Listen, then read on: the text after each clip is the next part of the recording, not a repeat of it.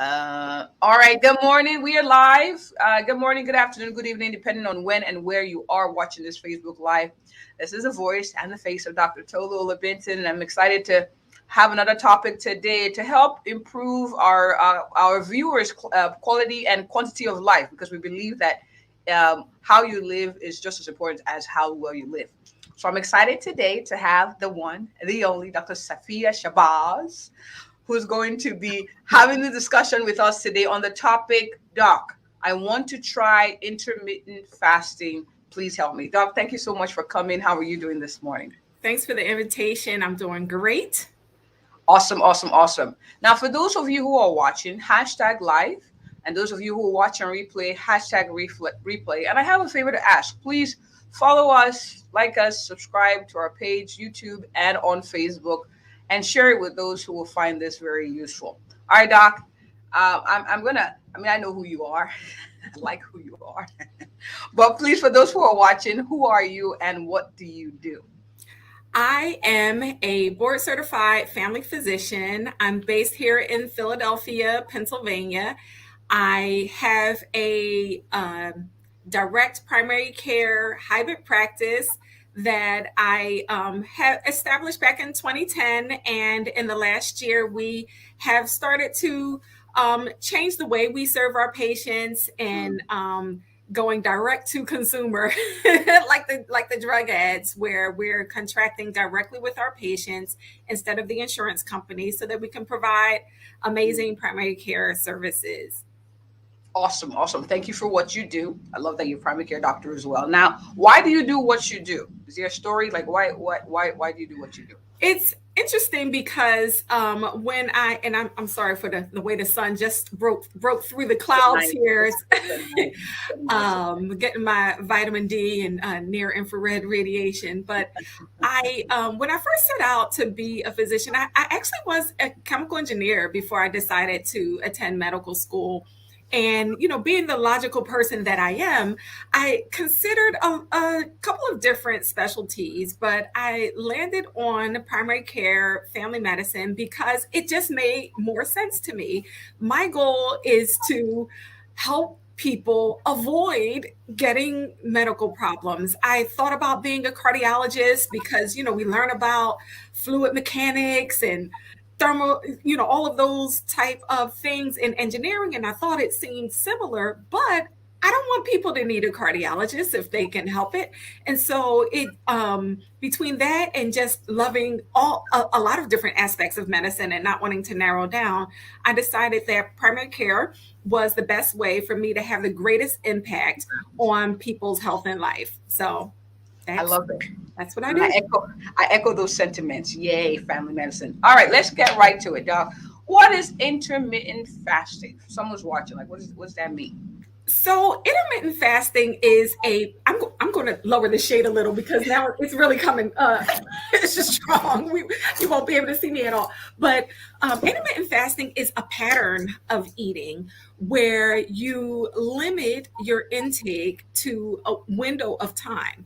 There are a number of different ways of doing it that are described in the medical literature, but a way that I encourage people to consider is to have a window of anywhere from as small as there are people who have a window of as small as 2 hours to as long as 12 hours where they take in calories during the day rather than continuously grazing through the day. And there's alternate day feeding where people eat every other day. There's periodic intermittent fasting where you might have a regular diet most days and then take a couple of days where you fast for a couple of days straight, as long as 3 days straight. So there are a number of different ways of doing it, but pretty much all of these ways of narrowing when you take in food, calories, nutrients to a specific window of time have been associated with some pretty amazing health benefits, and it's free. So I feel like more people should know about it. Okay, so let's get right into it. What is it useful for? Like, what are the health benefits, and why should someone contemplate doing this? Well, there have been, I think one of the biggest things is that It's the closest thing to a fountain of youth that we have. So, all of the markers for aging can be improved by following this pattern of eating. And a lot of inflammatory conditions can be improved. Of course, metabolic conditions like diabetes, even neurodegenerative diseases like Parkinson's or Alzheimer's. There are just so many health benefits, and really the most reproducible methods have been associated with caloric restriction and intermittent fasting. And caloric restriction can be difficult for a lot of people to like just have a little bit and restrain yourself.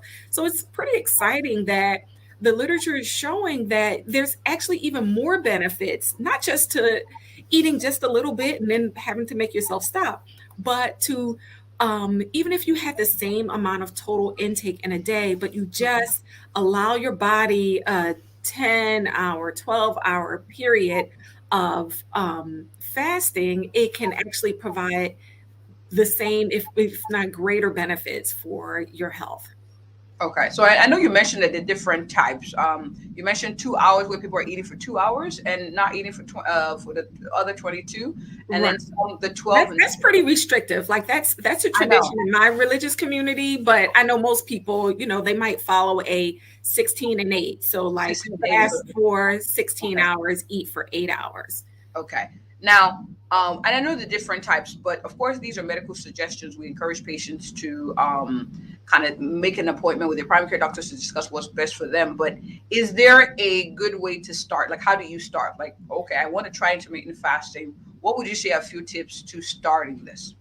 Well, they actually, there was a review article published in the New England Journal of Medicine back in December of 2019, and they proposed a schedule of like how someone could start to incorporate this into their life.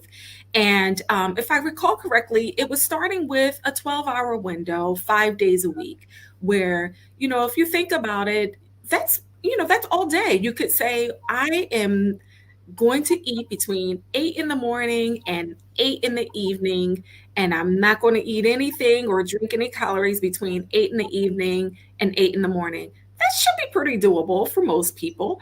Right. And, just gradually marching back from there to 10 hours. So, okay, I'm going to start my daily eating at 10 a.m. and, be all done for the day at 8 p.m. and then gradually building on from there. Okay. Now, is someone who's watching saying, "Well, that sounds good. I like the idea of it. I like that it has medical benefits. Like it can help reverse some chronic conditions. It can help with metabolic issues too, and it can help also with weight loss. But I have a busy lifestyle, so I got to be in work. I work. I got to do this. I got to do that. I got to pick up the kids. Like, what would you say to someone who's concerned that how do I maintain this lifestyle, this intermittent lifestyle, with my schedule?" Well, you could adjust it to the schedule that you have. So, if you feel that your busiest time of day, is earlier in the day, or you could adjust it to that. So for instance, some people, they aren't getting home until 6 o'clock, and so maybe for them, I think it's better to not eat too close to bedtime, but maybe for them to say, well, I don't even have a chance to start preparing a meal until 6 o'clock when I get home. Right. You can adjust that window to fit your schedule. And I think in general, with any nutrition plan, doing some amount of planning ahead can be really, really helpful. To have things laid out, what you're going to have to, nourish your body when you are not fasting is always a good idea. I think many of the studies that show people skipping meals can have a negative impact on their weight probably have some correlation to the fact that if you allow yourself to get really, really hungry and you don't really have a plan, you might start eating non-nutritive foods because you didn't really plan ahead, and just anything will do, and it doesn't really nourish your body. It adds extra calories without adding nourishment to your body. So some amount of planning But I think in general, there are some things that can mimic some of the benefits of fasting in terms of the type of nutrients. I'm not a keto fan per se, but I do think most people probably consume way too many carbs. And that's one of the things that they could start to think about when they're planning their meals to make it really mostly lean protein and non-starchy vegetables. That's most of your meals should be centered around that. Of course, fruits are good too, but some people start to make that into their candy, where it's a little bit overboard. But lots of fresh things that grow from the ground and lean protein and the healthy types of fats. Not over consuming, you know, bacon and butter and things like that, but healthy fats, proteins, and non-starchy vegetables. I love that you mentioned the food groups, because I want to encourage that this is not, or advocate that this is not a, you just skip meals from here to here, but you eat whatever. It's Right. whatever, right? There's a strategy to it. Otherwise, you find out you're slowing your metabolism down and you're actually making things worse. So there's a way to it. So eating the lean proteins, whole grain foods, your non-starchy vegetables, your fruits, but of And course, it's interesting though when you mentioned about slowing down the metabolism, because that is something that can be a detriment when someone's trying to lose weight. But if your goal is to live longer, that actually is like part of how it works to slow your metabolism down. I have an interesting story about that. I've long been interested in intermittent fasting and caloric restriction and the effects on lifespan. But a number of years ago, I was doing a project with my daughter about the migration of the monarch butterfly. And I learned a little something about the monarch butterfly and how they are able to migrate, all the way to parts of Mexico and make it back. And there are four generations of monarch butterfly every year. The typical lifespan of a monarch butterfly is about 2 to 6 weeks. But this generation that makes this 5,000-mile migration can live 9 months. And part of how it does it is that as the weather changes and there's less availability of nutrients and nectar, it begins to slow its metabolism down, and the lifespan, you know, increases it by orders of magnitude, just in that one example of this amazing insect, the monarch butterfly. So, yes, slowing down the metabolism can interfere with someone whose primary goal is to lose weight.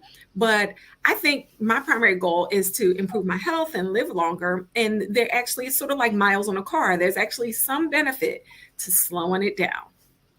I like that perspective. Thank you for sharing. Now, I have someone who has this question. Hi, Dr. Mitra. She says, does coffee in the morning break the fast, like black coffee? Black coffee without cream and sugar? No. She said creamer too, but I said, yeah. It's probably if you have like very few calories, like under 100 or 50, it might not really have that much of an effect, but it's not fasting if it's calories. Like whole burgers aren't passing through into your blood vessels. It's broken down into the nutrients. So if you're taking in some amount of nutrient for your body and its hormones and sensors to detect, then it kind of is breaking a fast. So the black coffee is not breaking it. That should be fine. Okay. All right. So black coffee, you're good. Creamer, yeah, maybe a little teeny tiny. All right. Now that's a very good segue to my next question, which is more on fluids. All right. So what are your? She says, fine. Black coffee is good job. All right. So what are your suggestions as far as fluid intake? Fluids, okay, outside the fast window. No, I think it's great to hydrate. I mean, this is different from a religious fast where, for Muslims, for instance, during Ramadan or other fasts, we're not taking in anything. I've heard there are some parts of the world where people don't even swallow their own saliva. This is not that. This is... Wait, so you keep spitting? You keep spitting? I mean, this is what I hear. I don't know this to be a fact. This is what someone who's not a Muslim told me. So I imagine that there are different ways that people, practice their faith. I think it's interesting that I'm pretty sure that all religious faiths have some type of fasting tradition. And that may have morphed into slightly different variations, but I do think it's interesting that I'm pretty much most of the religions that I'm aware of have some type of fasting tradition. And, I believe this probably not just a spiritual benefit, but an actual physical benefit to it too. And, that's what we're talking about today. Right. So hydration is okay. I think hydration is a good thing and can help to, they say most of the time people think they're hungry, they're actually thirsty. Yes, right. So, lots of hydration, wet your whistle, and that may be able to help keep you going throughout the day. Yes. Now let's talk safety. Are there, generally speaking, of course, are there people who this may not be a safe option for, or how do we? Maybe the better way to word the question is, how do we make this safe for most Right. people? Well, as you said in the beginning of the show, we are physicians, but we're not necessarily the physicians of everyone listening. So people should consult with their own healthcare professional. And I say that with a little bit of an asterisk because there are lots of physicians who really don't know that there are potential benefits. I remember giving a presentation in residency about this very same topic. And I mean, the dietitian or nutritionist just about fell out on the floor about how this was just a terrible idea. And now, as the science has evolved, I think there's more of an open-mindedness about it as an option for people. But I think that for the most part, the main people that really need to be careful are people who are taking medications that need to be timed according to the meals, particularly people who may have diabetes. If you're on certain types of diabetes medicines that raise the insulin level, then you have to really work with your physician or other healthcare professional to make the necessary adjustments. That doesn't mean that people who have diabetes cannot do it. In fact, it may help improve insulin sensitivity. And for some people, depending on how many years you've had the condition or the type of diabetes, well, I wouldn't suggest a type 1 do this.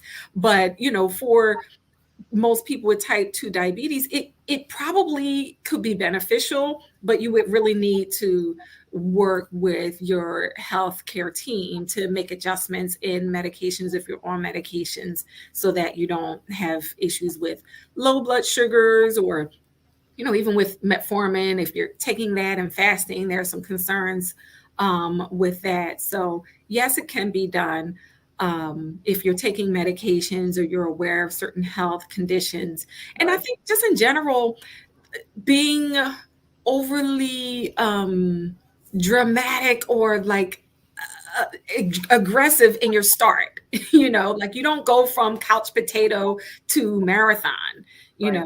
They have programs, this whole couch to 5K, like it's a conditioning program that you do. And so I would say, be gradual in your approach, should work for most people. And if you have certain health conditions or on certain medications that can be affected by the timing of your meals, then definitely consult with your healthcare team. Awesome. And I like it. That's true. Mitra, small changes done consistently yield maximal results in time. So thank you so much for answering all these questions. You make intermittent fasting sound like something that is doable, something that one can work, from where you are at to where I guess you want to go. It can help with reducing medications potentially. Right. It can help with weight loss. It can help with longevity, so extending life. And so these are all things we love and things. Yeah, I want to live longer. to see the kids and the grandkids and enjoy the rewards of our labor. So yes, definitely. Thank you so much for coming, Doc. I have people who are watching who are like, wow, I like this doctor. I'm in the Pennsylvania area. I would like to have her come speak at my event. Doc, where can people find you? Well, people can find me on Facebook, Dr. Safiyya Shabazz. Note the spelling here. on my website at fountainmedonline.com. I am on Instagram at Dr. Safiyya, Dr. Safiyya. Is that all of the places? And Fountain Med. Well, we got you. At the end of this live, we're going to put all that information in the comment section so people can reach out to you and connect with you as well. Thank you, Doc, for coming. This was Thank good. you. And thanks for all that you're doing for Thank you. the community, Thank you. sharing this information. Thank you. All right. Thank you all for watching. Remember, caring is sharing. So please forward this, share this. And I'm going to ask one more time, please like us on Facebook, follow us on Facebook, follow us and subscribe to our YouTube channel. And if you or anyone you know is looking for an awesome, a passionate and a thorough family physician who encourages intermittent fasting as well, I am she. Have a good one. Thank you, Doc.